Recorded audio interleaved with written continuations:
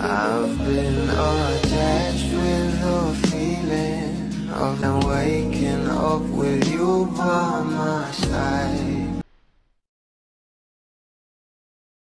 Hindi nga lang talaga mga projects at endorsement ang natatanggap na blessing ng ating couple na sila Donnie at Bel Mariano. Maging sa mga nagiging nominasyon ay talaga namang umidado nga itong ating couple at nagwawagi nga rin dito.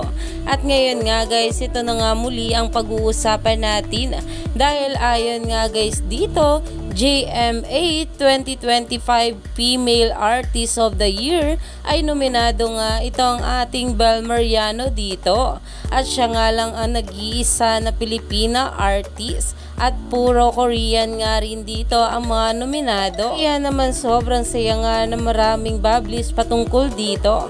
At ayon nga sa mga bula, Bel Mariano joins the finalists of nominees for Female Artist of the Year at the 2025 Jupiter Music Awards, the only Filipino on the list. Iyan na nga guys ang pinag-uusapan ngayon sa social media dahil alam naman natin na ito nga ring ating Bel ay tumanggap nga rin ng award sa Seoul International Drama Awards at talagang sobrang proud nga rito ang maraming bablis. At ngayon sana nga ay manalo nga muli itong ating Bel Mariano dito. Kaya naman stay tuned lang tayo for more update kila Donnie at Bel sa mga susunod pa na ayuda.